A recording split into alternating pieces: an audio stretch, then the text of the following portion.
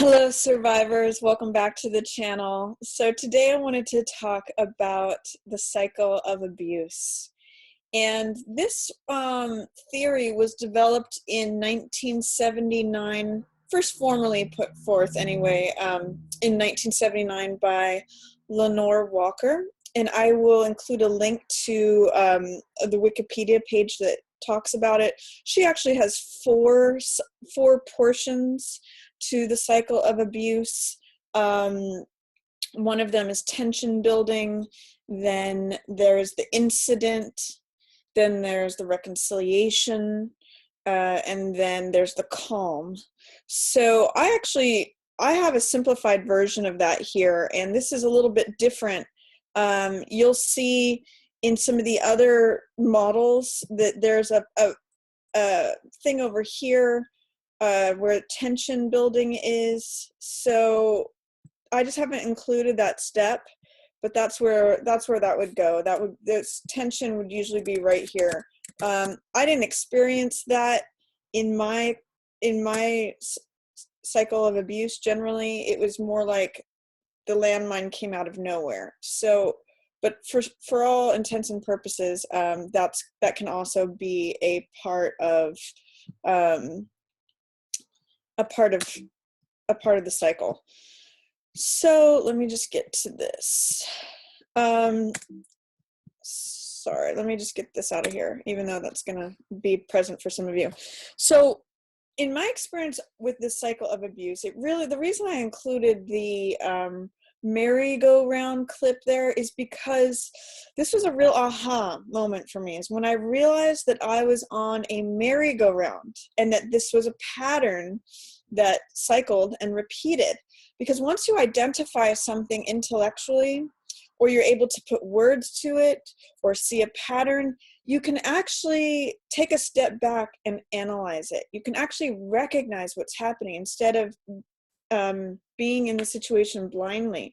You can actually start to observe it and make decisions based on what you know and what you see. So once you come into that level of awareness, of recognition of something, then you can make choices. And that is so empowering. And this is really a point from which I know in my healing process and recovery process, this was really a springboard, the realization of this and being able to sort of push off of this and make different decisions. So that's why I think it's very beneficial. It's very helpful. And that's why I'm sharing it. In my experience, the cycle had 3 patterns. So it was lovey-dovey. This is when everything was great, everything was rosy, everything was just wonderful. This is where we want it to stay all the time, right? In the relationship. Then seemingly out of nowhere. And this was what was such a shock to my system. This is what I didn't understand. This is what made no sense at all. And I racked my brain forever trying to understand, is that a landmine would come out of nowhere, an explosion.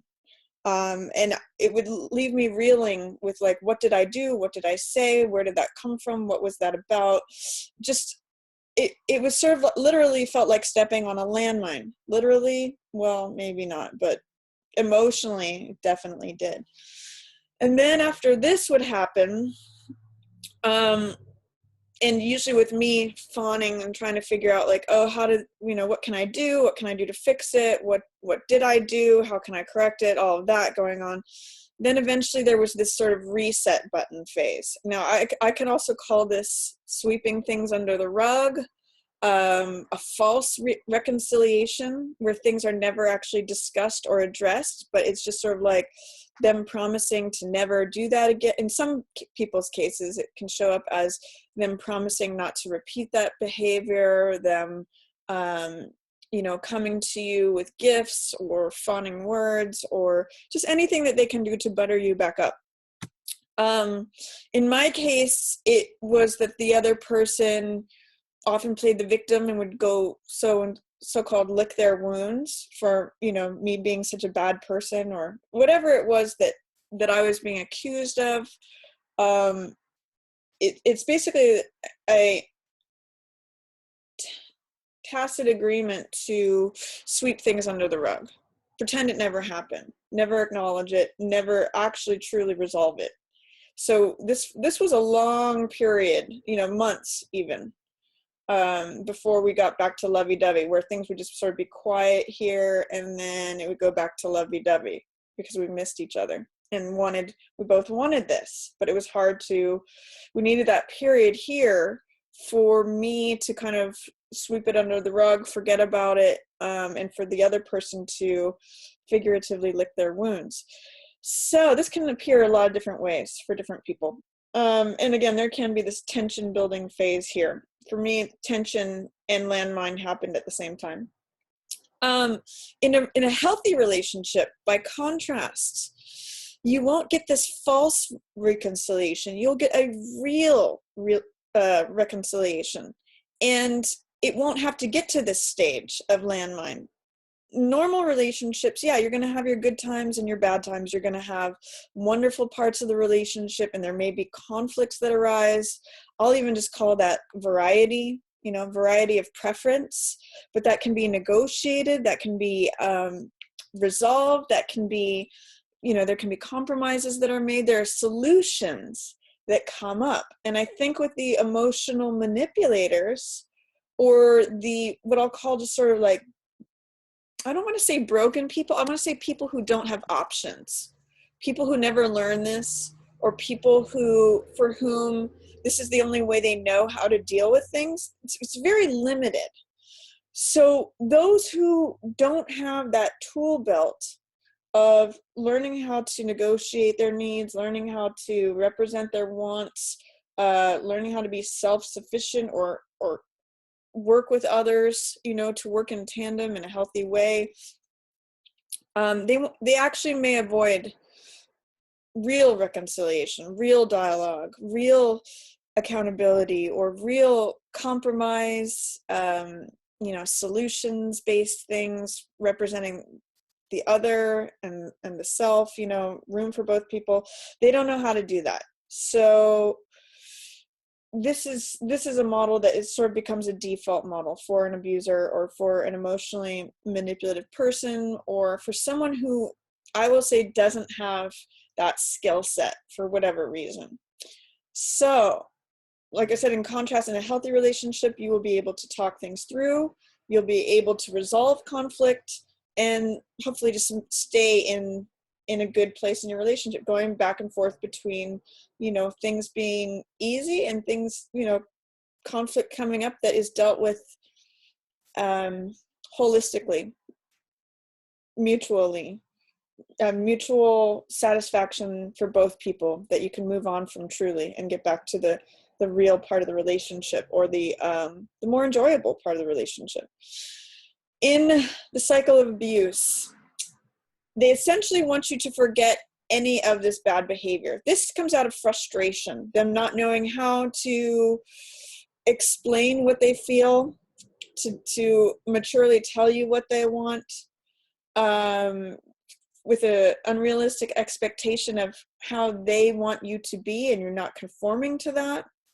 So they throw a fit, and they throw a tantrum, or whatever this looks like. This could be emotional abuse, this could be verbal abuse, this could be physical abuse. It's basically just showing you how displeased they are with how you're being. It could even be frustration with external things.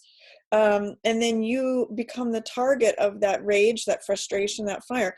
That was actually a lot of the case in one of my primary relationships, is that I would discover retroactively that after this lovey-dovey period where I thought everything was fine, if one of these happened, if I stepped on a landmine, I would find out that something else had happened with this person. Like, for example, a dental appointment that didn't go well.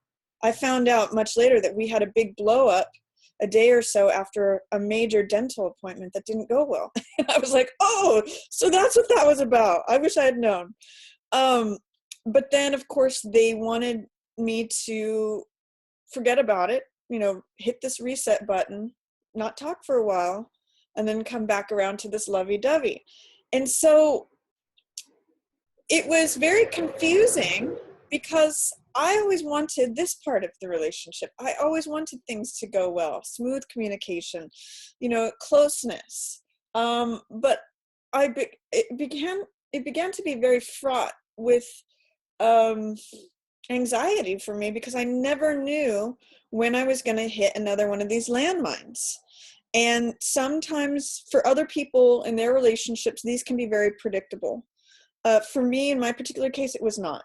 It would just be that the tension would happen here all at once, and then this would happen. And so it really was, I really described that relationship as walking a minefield, because I so wanted closeness with this person, but it was really at the expense of hitting one of these every so often and not realizing that I had a choice. Once I realized that this was like a merry-go-round, that this was just how it had always been and how it was always going to go, I had the choice whether or not, and all of you do too, everyone has this choice.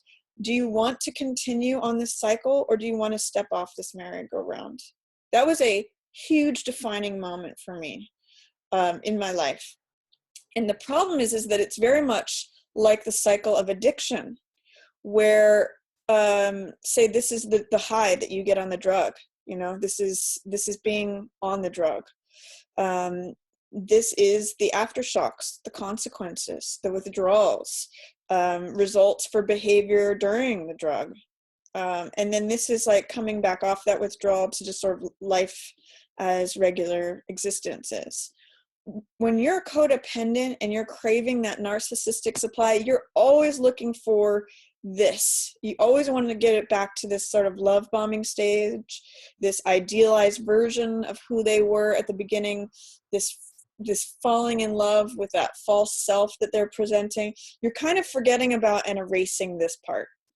So when you feel that addictive craving towards that person, you're wanting this and you're forgetting that this comes with it. Try to remember that this is a cycle that repeats. When you're here, your job as a codependent is to break this, is to like literally just stop. I'm just going to draw it on here. I don't know if you can see it or not, but your job is to stop it right here. You have to learn how to provide love to yourself, wholeness to yourself, feeling like this is a good state to be in, feeling like life is normal, life is okay. You can have this with someone else. It's just not the addictive high with the narcissist that you're after, because that will inevitably go to this.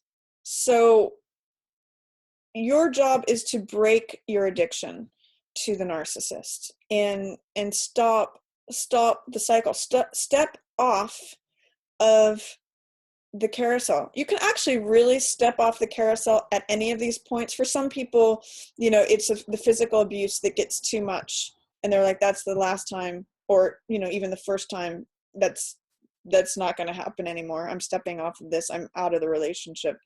For some people, this needs to build for a long time. For others who have healthy self-esteem, they won't tolerate this.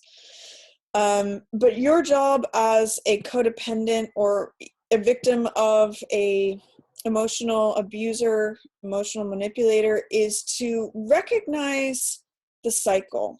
You may even want to go back and identify in your relationship, where did these different things happen? Where was it going great? What exploded? And then what happened to have this false reconciliation? Did I have to sweep things under the rug?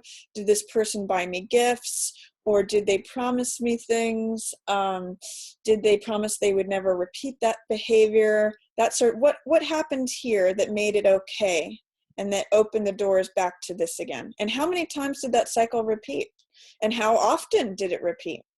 So those are all good questions to ask regarding your relationships. Another one is, what can I do to stop perpetuating this? Many times it's that you have to just get off that merry-go-round. But I just wanted to share that model today with everyone, because it was really, really eye-opening and helpful for me to identify the behavior and the cycle that I was in. And, you know, it really does take two to tango in this cycle. You either participate in it or you don't. And many times a codependent will try to control the person, try to get them to change. But if you don't identify repeated behavior, then you will continue to go through it. I mean, that's just obvious. You can only choose and determine what your behavior is and what you choose to participate in. So if you see yourself in this, you know, oftentimes it intensifies too. So if they're verbally abusive to you and then they're getting more verbally abusive, then it's potential that it becomes violence at some point. So you may want to look into and study that as well. But this model was very helpful for me, and I'm hopeful that it's helpful for you. If you have any questions at all, please put those down in the comments. And I'm hopeful that this model brings some things to light for you to see if this is in existence in your relationships or not. Thank you so much for watching. Stay safe, stay healthy, and stay sane.